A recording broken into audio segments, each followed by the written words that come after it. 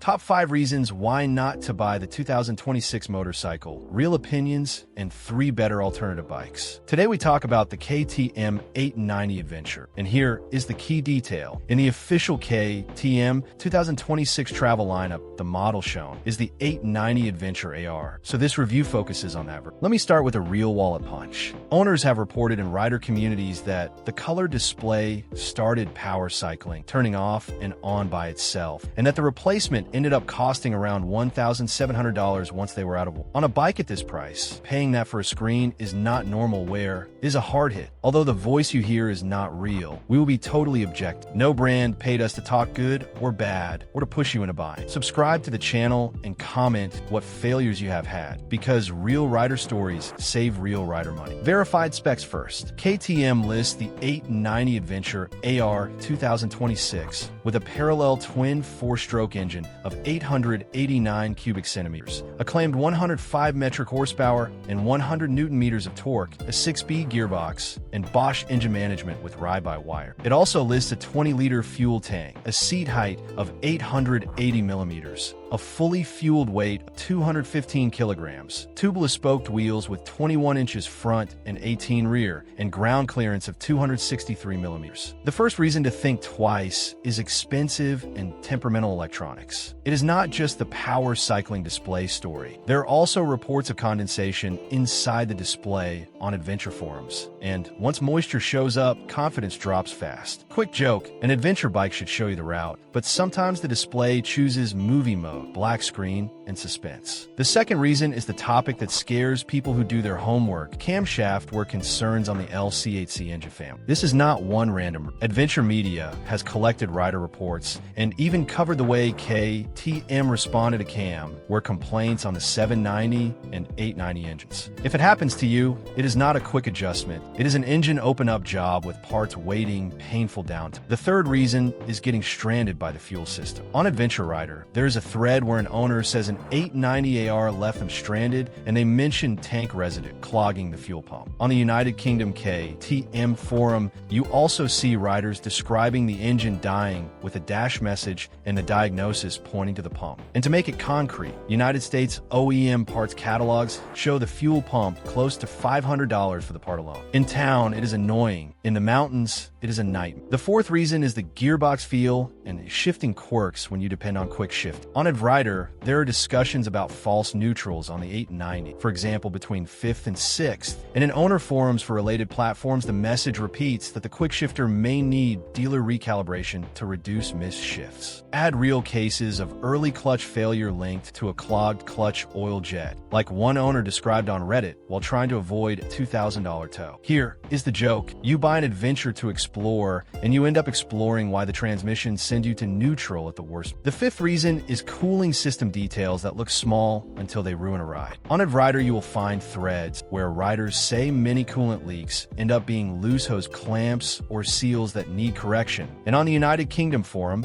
you can also find more serious stories involving expensive diagnostics for internal use. On a modern premium adventure, having to watch coolant level like a weekly habit is not what most buyers expect. Now 3 better alternatives with the same adventure use, close displacement, and similar price bands. The BMW EF900 GS, which in official brand information lists an 895 cubic centimeter engine, 105 horsepower, and 93 newton meters, with a balanced travel focus package. The Triumph Tiger 900 Rally Pro, which in an official Triumph Columbia spec sheet lists an inline triple of 888 cubic centimeters, with 108 horsepower and 90 newton meters, often described as smoother for long road status. And the Ducati Desert X, which Ducati lists at 937 cubic centimeters with 110 horsepower and 92 newton meters, and it also publishes a 15,000 kilometer maintenance interval, something many riders value for calmer ownership. Conclusion: the KTM 890 Adventure AR 2026 can be incredible, but these 5 points keep showing up in documents, forums, and real owner experience. If you still want it, buy carefully, test low speed behavior, verify service history, ask for recall verification, test the display, and inspect the fuel system before you ride far. And comment your experience, because the community always sees what brochures ignore.